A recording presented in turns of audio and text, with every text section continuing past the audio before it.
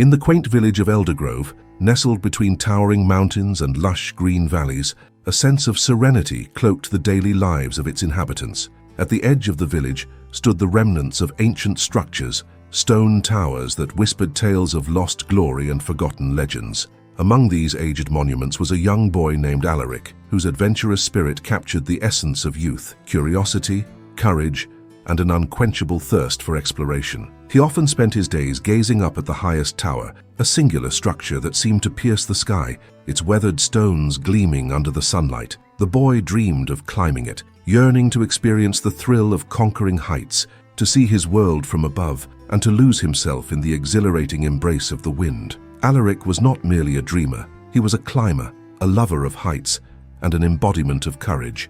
Every time he ascended the rugged terrain of the surrounding hills, his heart raced with an intoxicating allure for the unknown. He would dare to climb trees that reached for the clouds and scale cliffs that seemed insurmountable. His sister, Elena, often worried about his reckless nature, urging him to be cautious, but the call of adventure was too strong for Alaric to resist. The villagers saw him as a spirited child, one whose laughter echoed through the streets, but they also whispered cautions laden with concern. They warned him of the dangers lurking in the shadows of the royal towers, tales of betrayals and secrets that could unfold behind those stony walls. On a fateful day, Alaric's heart surged with determination as he made his way towards the tallest tower in the village. This was it, the moment he had awaited, the pinnacle of his adventures.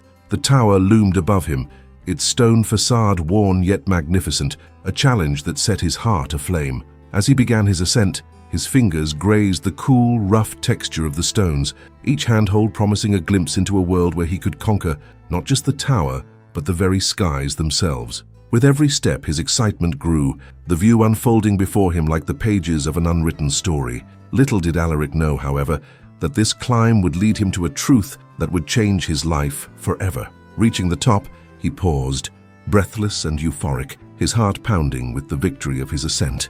The village below looked like a patchwork quilt, with homes dotted around fields of green and gold. He felt invincible until he overheard voices that sent a chill down his spine. Hidden just behind a crumbling archway were Lady Isolde, a member of the royal family, and Lord Cedric, a man cloaked in scandal and desire. Alaric peered through the stones, his heart racing not from the thrill of climbing, but from the shock of what he saw. Their whispers were laden with passion, their hands entwined in a forbidden embrace that ignited the flames of a scandal that would reverberate throughout the kingdom. The tender words exchanged between them turned into heated confessions, and Alaric, young and naive, felt the weight of their secret pressing upon him. But as he remained transfixed by their love, his heart racing with a mixture of excitement and fear, he could not foresee the dark turn that awaited him. Just as their eyes locked in a moment filled with intense longing, Lord Cedric caught sight of Alaric, an unexpected intruder into their private world. In a split second, panic twisted his features, and without a second thought, he made a choice that would seal Alaric's fate, the choice to protect their secret at any cost. With a fierce push, Alaric found himself tumbling backward, the world spinning into chaos as he plummeted toward the ground. Time seemed to slow as he fell. The rush of air filled his ears, drowning out the cries of horror that echoed from above. He thought of his sister, of the village that had cheered for his bravery, but now all those thoughts were overshadowed by the impending impact. The ground rushed up to meet him in a cruel embrace, and then darkness enveloped him. Miraculously, Alaric survived the fall, but his body bore the scars of betrayal. Awakening in a haze of pain and confusion, he struggled to comprehend the irrevocable changes that had taken place within him. A doctor, somber and kind, delivered the terrible news. His spine had been damaged beyond repair, leaving him permanently disabled. A silent scream echoed in Alaric's mind as he grasped the reality of his new existence. The boy who climbed towers, who soared to the heights of adventure, was now bound to a life of limitations. He felt the weight of isolation pressing heavily upon his chest, an unshakable burden made heavier by the secret he now carried. As the days turned into weeks, Alaric grappled with the emotional turmoil that surrounded him. His world, once filled with vivid colors, dulled to shades of gray. He saw his sister worried and distressed, her laughter replaced with tears as she navigated their new reality.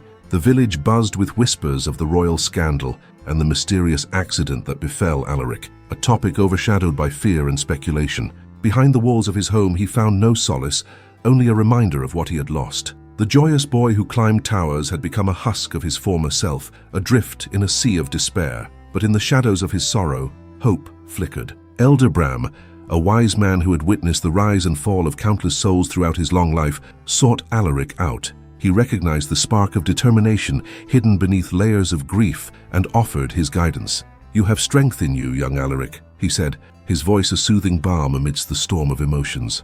"You must learn to climb anew, not with your body, but with your spirit." Under Elder Bram's mentorship, Alaric began to mold his sorrow into strength. They spent hours together, exploring the art of storytelling, learning to weave words into tapestries of emotion. Alaric discovered that he could still explore the heights he once craved, only now through the power of his voice and imagination. He learned to express the trials of his heart, his secrets, fears, and the haunting memories of the tower. Slowly, the walls he had built around himself began to crumble, replaced by a newfound resilience. Elena remained a steadfast presence throughout this journey, providing support as she faced her own inner battles.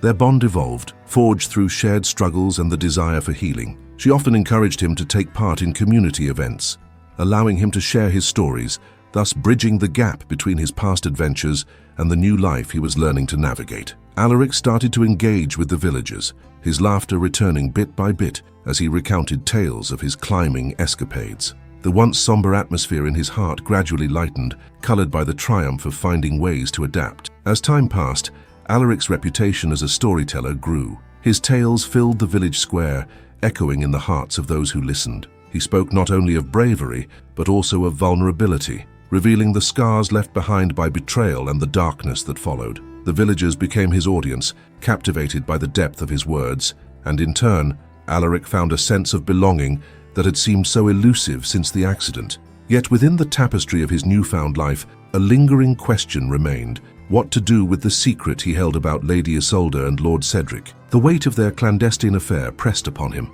a reminder of the moment that had altered his fate forever. He grappled with the decision to reveal the truth, to protect those who had already hurt him, or to remain silent, keeping their scandal locked away. It was a choice that would ultimately define not only his relationship with the villagers, but also his own sense of integrity. As he pondered the implications of his knowledge, Alaric sought wisdom from Elder Bram. "What is the burden of truth if it comes at the cost of another's happiness?" he questioned, his heart heavy with uncertainty. The elder's response resonated deeply within him. "Truth can be a cruel master or a wise guide. Only you can decide which path to follow." With each passing day, Alaric found himself reflecting on his journey, the choices that lay before him, and the man he wished to become. His strength no longer lay solely in his ability to climb towers, but in facing the complexities of his existence. He yearned to be more than a vessel of secrets. He aspired to be a beacon of hope. The stories he crafted began to take on a new dimension, embracing themes of truth, loyalty, and personal growth. Eventually, the day arrived when Alaric stood before the villagers once more, a familiar fire igniting within him. He would share his tales, but this time he would weave in the truth of his experience and the lessons he learned about loyalty, love, and betrayal. As he spoke, he felt a sense of liberation in his heart, as if he were shedding the weight of his silence. The villagers listened intently, spellbound by the raw emotion that poured from him.